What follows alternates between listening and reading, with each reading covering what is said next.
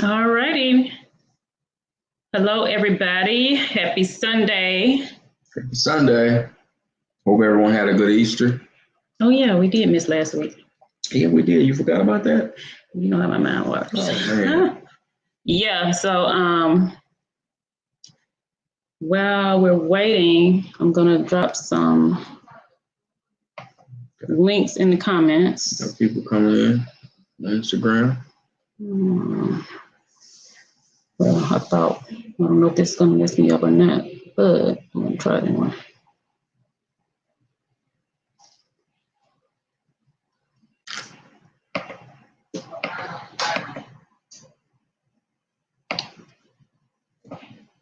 All righty, just a minute. I told you what I'm doing. All right, Just trying to get some things going right here. Hope everything's been going well for each and every one of you during this pandemic. We decided last week was probably an awkward time for us to go live based on it being Easter. Everyone's spending a lot of time with their families. Family time is so important. So we decided to wait a week and skip an episode in order to let everyone enjoy the time along with their families on Easter. And now we're back. You know, tonight should be a pretty good topic. We're trying some things that are a little bit new. At the same token, to, fill everyone in on what's going on with us and also with the system. Yes. So, I'll go on and get started. Last week, or actually at the beginning, we asked you all to also, let me start over. First of all, I'm Danielle C. Williams. I'm Keith Williams. And I am the founder of For the Lives of Prison Wives and the author of Prayers of a Prison Wife. And I just first want to say thank you to all of you who have purchased the book. I've been getting messages about how much you love the book and how much it has helped you through this process. So now is the time to be praying hard with what we're have going on. So I thank you all for purchasing. And again, this book can be purchased on Amazon. And I also dropped the store link in the comments. That's what I was trying to figure out before we got started.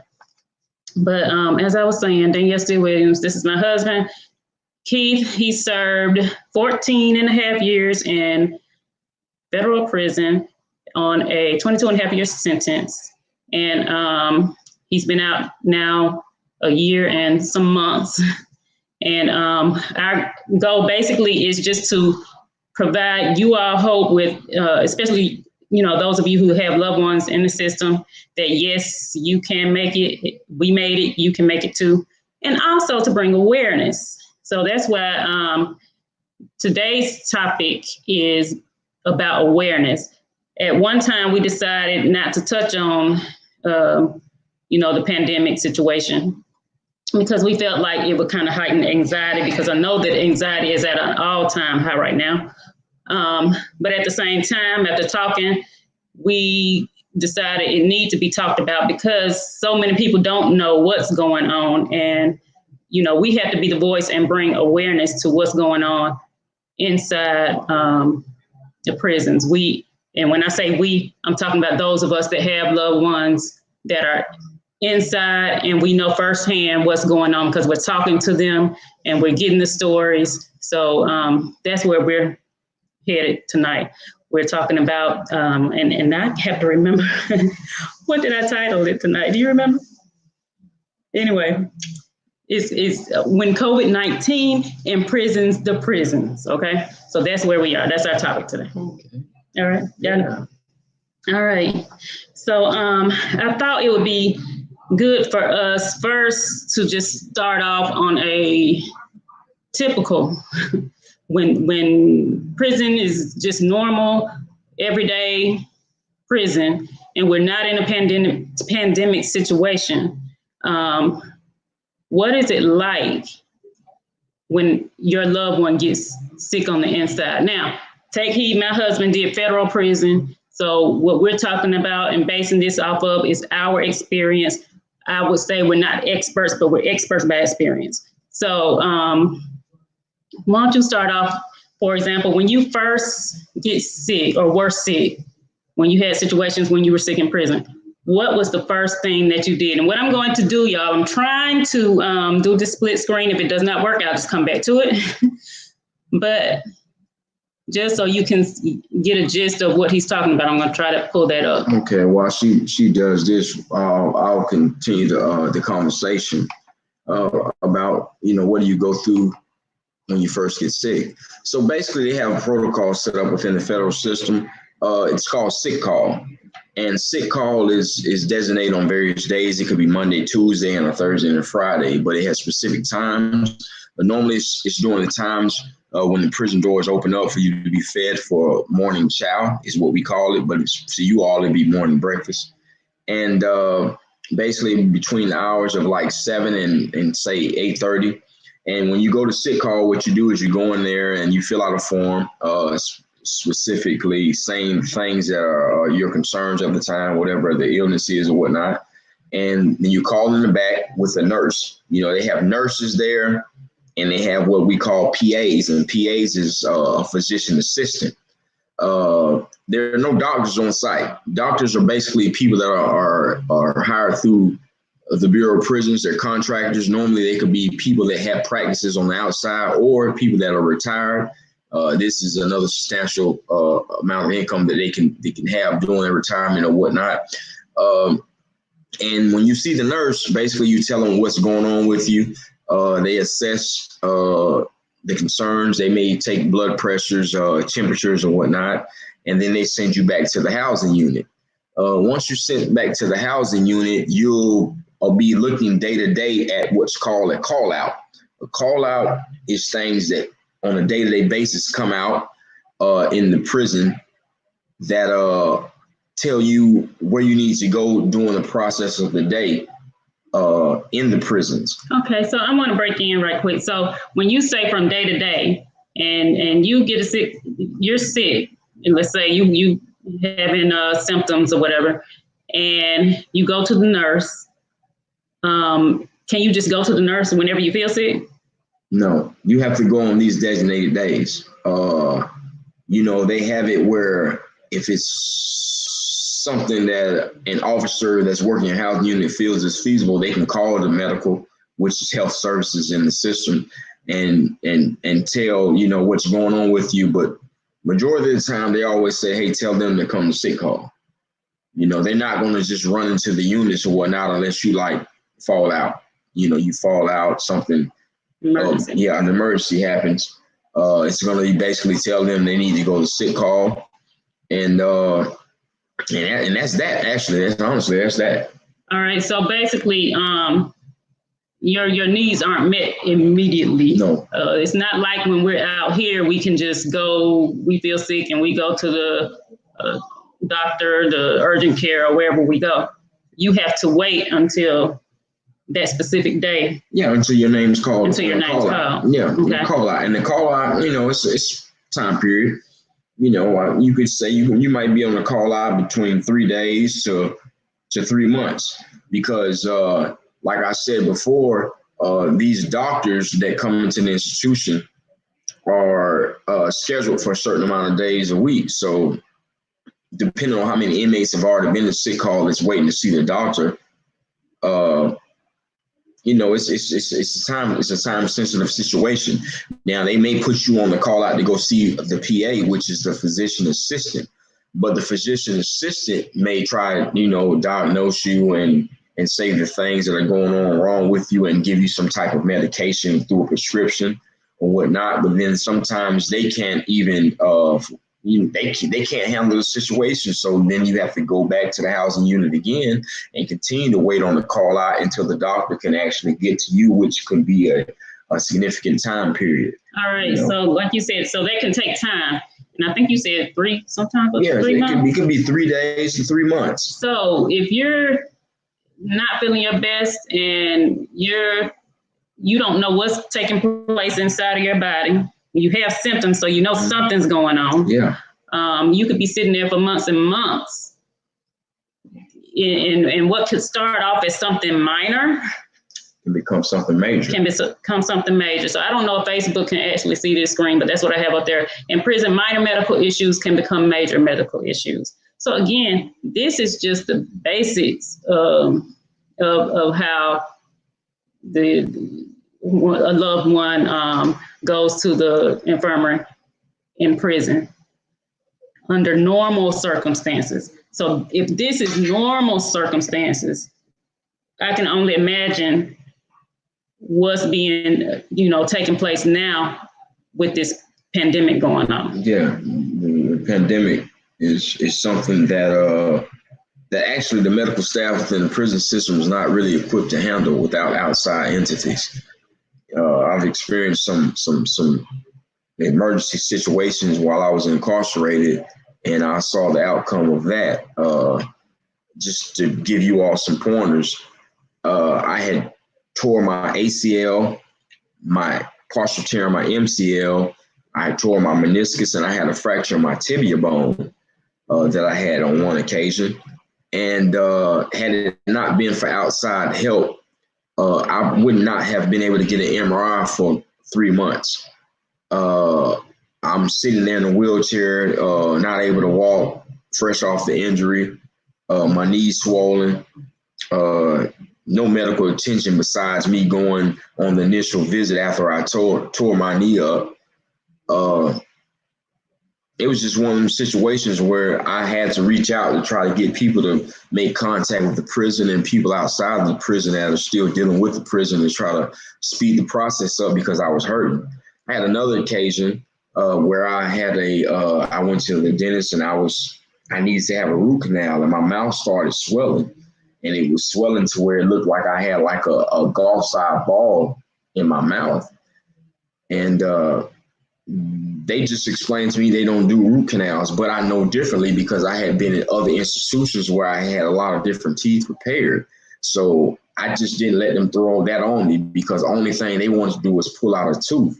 But this happened to be my front tooth, and I was not entertaining them pulling out my front tooth. So I reached out to my family, and they made some things, happen through phone calls consistently. And I ended up being able to have a root canal. Yeah, so let me jump in there. And again, this is under normal circumstances. The family has to be the voice for the loved one. Just like they have a protocol that they have to follow, we out here have a protocol that we have to follow, and you have to go through the chain of command.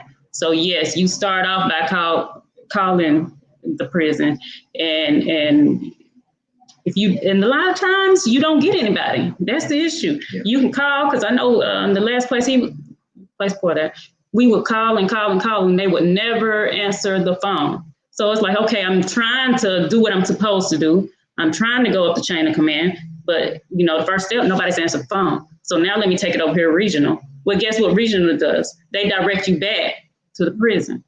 So it's frustrating, but at the same time, you need to keep up with your documentation, email.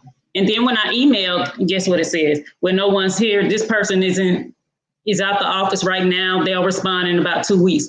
So when you have someone sick in there, they're already by themselves, you can't get to them. So that's why I say I know right now the anxiety is at an all-time high, because I'm sure they're not answering phone calls because there's so many, they're flooded right now, they're flooded.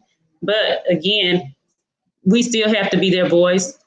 There are ways to be a voice other than just calling. You have to get involved with their lawmakers. You need to get involved with advocacy groups because it's numbers that matter. Exactly. And when you do things in numbers and join up together, then things happen. And that's why, we're seeing the BOP move now. That's why the directive was put in place for our low offender, non-violent people to be released from prison because of this. So it's because our voices are being heard and things are starting to be seen. It might not be being seen the right way, but it's out there and it's being seen. And it's something that needed to happen. Exactly. And I also just want to drop another I guess a tip, and I don't know if Facebook, like I said, I have this up on the screen. I don't know if you're seeing me talk or you've seen the screen, but I'm just gonna read it for you. It's important that your incarcerated loved one find someone trustworthy that can inform you should an emergency take place. Make sure your loved one gives your number and or email to that trustworthy person. And that's worked for us. That's worked for us plenty of times. Plenty of times. So even if they're not in let's say sick, but they have to go to the hole, you know, he had somebody that he could trust in there that would call me to let me know that this is what's going on with the situation. Because guess what? We don't know. It's like we have a right to know. Yes, our people are in prison, but that's the punishment. They're in prison. Why should I not know what's going on with them if they're in an emergency situation?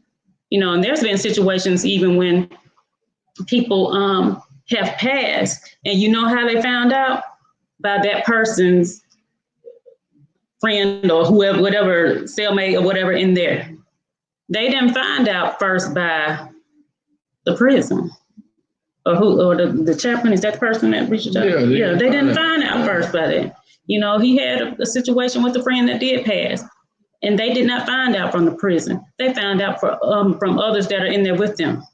And it shouldn't be like that, but that's how it happened. Exactly. And just know if they are calling, that there's someone that we consider a friend. You know, we just don't give our family information out to just anyone. We give it out to someone that we have a bond with. You know, that we able to sit there and endure the situation we go through from day to day. And we have a lot of likes, a lot of common grounds. And that's why that person is the one contacting you. So don't feel a certain type of way about that. Know that this is someone that my significant other was genuine about. All right. Yeah. And Instagram, I know you can't see this. So Instagram, you might not be able to see this, but like I said, we're trying to get a few kinks out. But for the ones that are on Facebook or YouTube, what this is right here on the screen right now is this is a federal facility. Pictures showing some tents. I have access to multiple guys around the federal system that's incarcerated right now. I'm trying to bring some awareness to some situations, but in this picture right here, these are some tents of where they're actually putting people that are sick and people that have died during the COVID-19 pandemic. And it's just a sight to see. You know, it's actually right out here in the open, within the walls and confinement that the actual inmate can see, not people that are on the outside. No, that's my first time. Like you just pointed that out.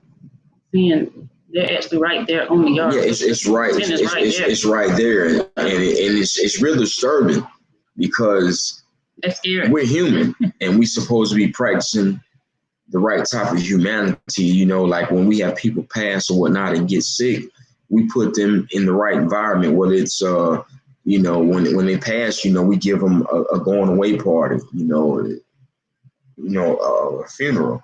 When they're sick, we put them in hospitals, you know, with the type of staff that they need to help them try to survive the situation they're going through. And right here, I'm just looking at something that seems like some military type stuff, as far as like they might be in Iraq or Vietnam or something. And it's just, it's very overwhelming because it makes you feel like they don't care about people that are incarcerated, as far as because they have made some bad choices and actually got incarcerated to like they're not human anymore, and it's not right. So we wanted to put this picture on the screen, and I have people in position that are willing to take chances and risks to bring awareness to a situation that's bad. On this next picture right here, I actually spoke to some other guys that said they haven't been to commissary in over 3 to 4 weeks, which means they not only can they not buy foods or whatnot, they can't get hygiene. So right here is the type of hygiene package that they're getting like every 3 or 4 days, from what I've been told from guys that are actually in the facilities. And I have numerous facilities. Bob Barker soap, you know, Bob Barker, what show he used to be on? Oh yeah. Yeah, The Price is Right. The Price is Right. He's one of the big. He has a company that makes a lot of different things that send to prisons. And in this package, you have a couple bars of antibacterial soap, a little small piece of a little small pack of toothpaste, a comb, some deodorant that's maybe about that small. I'm gonna say you can wipe the deodorant on 2 times and it's done. I've been there, and they have a razor in there. I've seen these packages. These are packages that we get when we go through transit or whatnot. On the left side of this picture right here is another package from another institution of what they're getting. This stuff does not last you. I mean, they're not getting antibacterial soap. So the soap that they're using to wash their bodies is the same soap they're supposed to use to be able to wash their hands on a regular basis. How long do you think that can last when the bar of soap is a third the size of the soap that we use out here in the free world? In the middle is some of the meat they're being fed. And it actually looks right. Yeah, they give them, it's a certain meat they get fed. And then these boxes that they getting are only boxes that they get during times of lockdown. So these boxes have already been in the facility for Lord knows how long. I told Danielle this a few days ago. I said, when the chicken used to come inside of the kitchen or whatnot, what it said on it. She said, "What did it say?" It said not for human consumption. The chicken that they feed us in the chow hall, that's what we call it. We don't call it a cafeteria. We call it a chow hall. The next picture, it shows a picture of a mask that the guys have been given in there. You know what they were told? They were told to wash the mask with hot water and soap and dry it out before they put it back on. After they've used it for so many days, these guys are sleeping with masks. Anybody that's been to the convenience stores or any of the central stores that we can go to during this time of quarantine knows that those masks are very uncomfortable. Imagine sleeping in them all night. They're asking guys to sleep one way and their cellies to sleep the other way. So what you're saying basically is there is no social distancing. I've even spoken to someone I know in the state prison system who has a loved one in the state prison system, and they're in a unit where it's 100 people. And in Alabama, they haven't even chow hall is open. What I can say about federal at this particular facility, what I can say about federal is they are on lockdown, which I think is a good thing. So they can't come in contact as much with each other. But to still be going to chow hall and to still be in an open unit with 100 people, it's no way to really social distance. Yeah, and then, hold up. Let me touch on something though. This is like something that's it's embedded in me. I've served 14 and a half years incarcerated in the Bureau of Prisons. And I left a lot of good guys in there, a lot of my brothers. I just can't forget what I went through.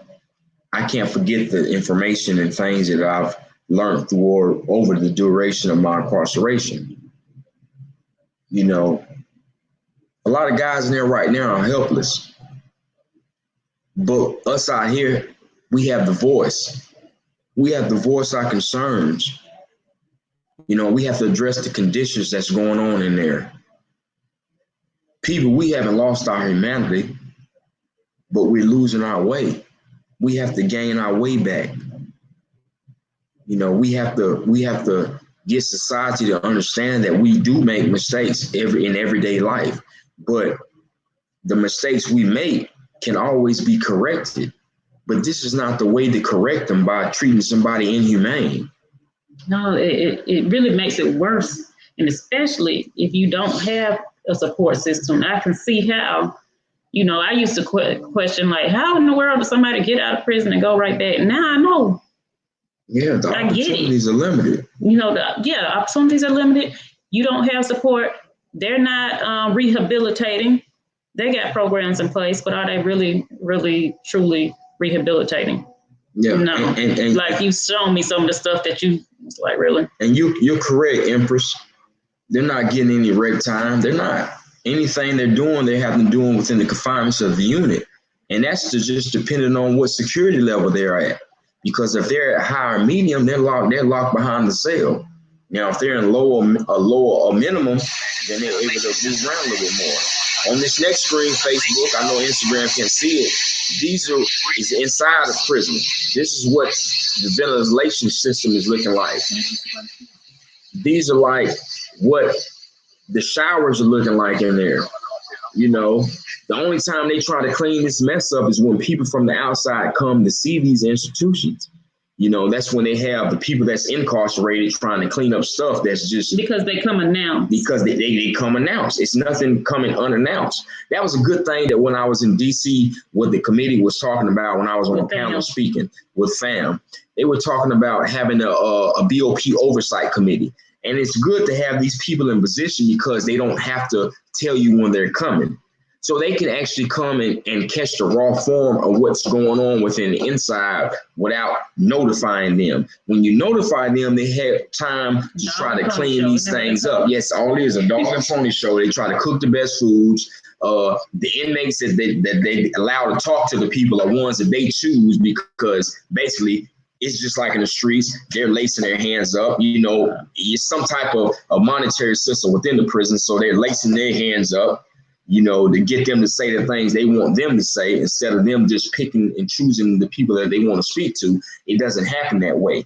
You know, it's a lot of undermining going on with that situation. But I'm trying to bring some things to the light, you know, and it's not for myself. People understand this. I did my time and I'm free. But I love guys I left behind so much that I'm willing to put my time to bring awareness to a situation that needs to be corrected and addressed. I'm the same way because I've done it so long. Like he said, it's in me because I saw so many things just going through it with him, you know, from visitation to being sick. We've experienced so much and I saw so much wrong, you know, and I just couldn't walk away without not saying anything about the wrong that's going on. Now, Empress, I read one of your statements, you know, saying they're able to receive the commissary, but it's a wait. Quarterly package just came out, but they won't get it until June. Now, I'm talking about the federal aspect, I'm not sure how it's going around in the state. I haven't really talked to a lot of guys that's in the state, but I talked to more so guys that are in the federal system. In the federal system, they were able to go to commissary, and then after it kind of got, it was a $25 limit, but after things got a little bit worse than what they are, they took that all the way out of the equation. So right now, I talked to a few guys prior to us going live today to just make sure that we had the facts straight. They haven't been able to go to the store for 3 to 4 weeks, whether that's to just buy food or buy hygiene. That's why I was showing the packets or whatnot to show people what these packages actually look like as far as the razors, the toothbrush, the toothpaste, and the soap. And honestly, that may be just by facility because even though it's federal, it's never uniform, you know. So we would go to one facility and it's a whole different ball game in another facility, even though they're all federal. So exactly. All right.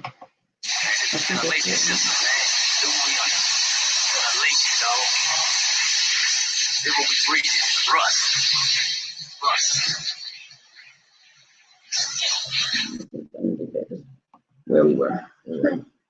Just all right. Okay, so we're back here. Oh, somebody said there's no split screen, so I guess y'all didn't see it, but you can hear it. What I do is drop the pictures in the comments. Does that mean they didn't see the pictures? I don't know. Okay. So were y'all able to see anything? Just work with us. We're trying to work out a few kinks because we want to bring as much information to you all. I'm seeing the information firsthand. I thought it was something that you all need to see firsthand. However, you know, things are a little, you know. Hey, Karen. Hey, Sheree. This technological stuff is not my forte. I'm learning. Danielle's pretty good with it. At the same token, this was something new for her today. Don't punish us, you know. But as we were talking about that, I just want to say that not only I want to say this. I talked to my cousin the other day, and he happens to be locked up in a camp. And he hit me the other day, and he said that they had came to them and asked them, what address would they be going to if they were released. So, the CARES Act's been has been out. Excuse me, Attorney General Barr, he was, giving the Bureau of Prisons a directive based on the CARES Act.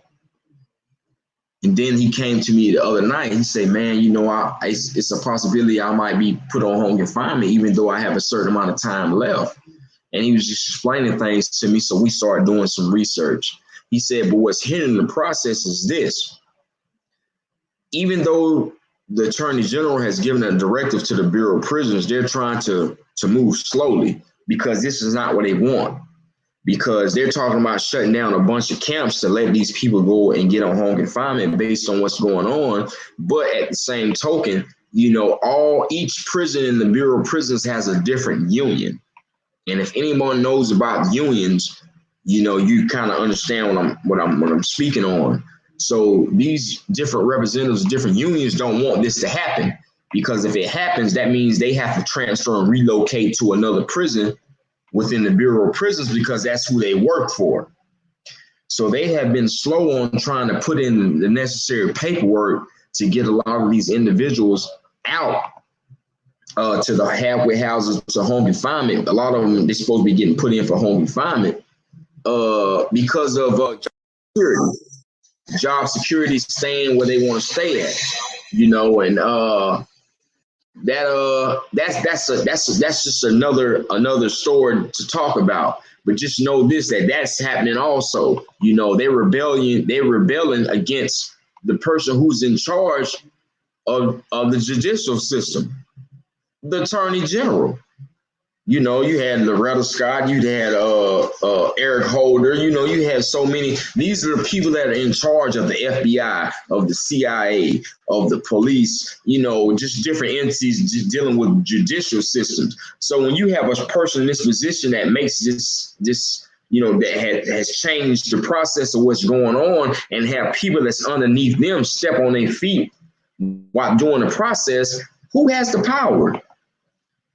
Who has the power? Like, it doesn't make any sense. If my boss tells me to do something, I do it, or what? I get fired. Who's getting fired? I was talking to a guy that's at the halfway house right now. And I was like real skeptical when I talked to my friend. I had took some things up there for him because he was fresh out. I was in a better financial position to try to help him. I know what it feels like to be helped, and he's like my brother. And I'm like, hey, why are you still there? Well, but I know because I've been to the same halfway house. So I'm saying this, you got guys at the halfway house who are still working with companies that are in essential positions for them to work. You have staff that work, that come in and out of the facility on a day-to-day basis.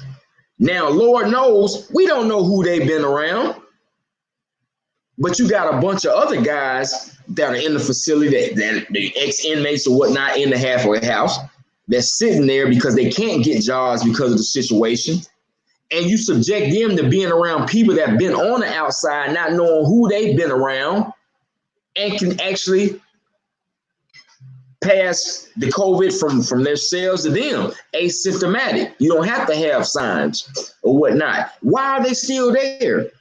I ask myself all the time, why are they still there? I talk to my friend, why are you still there? Man, you need to try to file this, that, and the third. Why are you still there? You don't need to be there, And it hurts me because these people already see what's going on in the system, and these are folks that are already out.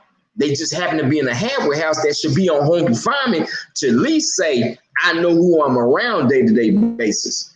My family's staying at home. We've been staying at home. Okay, we have left what? Grocery store, anything essential, gas. That's it. She not going nowhere. The kid's not going nowhere. We in the house, man. Look at my haircut, man. I ain't got no haircut, beard all wild. Come on, man. We ain't going nowhere. You know what I mean? And that would be the same thing for these guys if they let them out. They already out. Some of them got halfway home confinement dates 2 months from now. You know, some of them might have it. To be the same thing because they'll be on the prices anyway. Exactly. But I'm just saying, why they not out? Because these folks already worrying about the money. You know what I mean? When you go to halfway house, a lot of people don't know is that they get subsidies out your check. They get 25% of your check. That's one of the problems that I had when I was in the halfway house. They get money out your check. You know, I can go and make $900 gross income, not net, gross. And they take 25% of my gross, even though I'm only getting $700 and some dollars net. So I might just go home with $400 some dollars. I done put in all these hours trying to get some money. Y'all taking all my money and I'm transitioning back to the community. Come on, man. That's all they worrying about up there. It's all economics, man. This shit is not right, man. You know, so why are those guys still up there? Those guys need to come out here. The Bureau of Prisons already pays these halfway houses $80 per inmate a day. You know, they pay them a day. You know, okay, if we let them all out, we're not going to get no money. Well, hell, this is a different time right now. Who cares? You know, all these businesses having a hard time trying to get SBA loans or whatnot. What's the difference between y'all? You know, man, I'm upset about a lot of it. You know, and I'm not in there no more, y'all. That's what I'm trying to tell y'all. I'm not in there anymore. I'm at home. But, man, I left a lot of good guys, man, that I love, man, that I have personal relationships with, that I had a chance to know their heart, you know, as well as they know mine. And I'm never going to give up on them. Don't you ever give up on your loved one. Continue to do what you have to do on a day-to-day basis. Don't take it outside your schedule. Just make it part of your day. We can all survive. We can all correct the injustices that's going on in society. But we have to do this collectively. We have to do this collectively.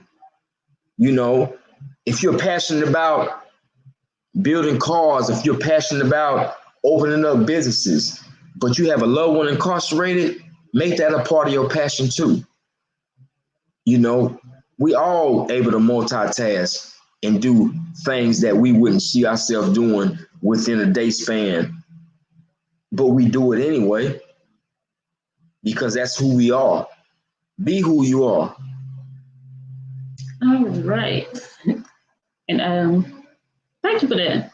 Appreciate you. Mm-hmm. I was just really speaking off the heart. Yeah, you did. You know, because sometimes people have to understand, like, mm-hmm.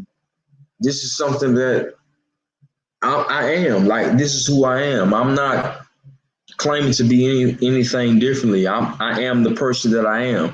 I made my mistakes in life, but we're able to have we have a God of a second chance. You know, no matter what God it is, we have a God of a second chance. And He's instilled the tools in me to try to help others. But I can't do it alone. She can't do it alone. We need help to do this. Just do your part. That's all I am saying, just do your part. Mm-hmm. I agree. And I think, thank y'all for joining us, because we've been a little bit over the 30 minutes, but I think, like I said, it was something needed. If you have a loved one in let your voice be heard. I have my website, forthelives.prisonwives.com.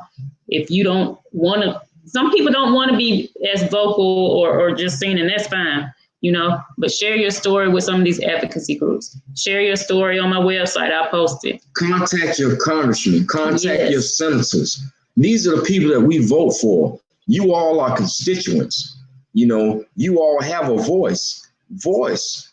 Share your voice. All right. And again, my book is Prayers of a Prison Wife. That can be found on Amazon.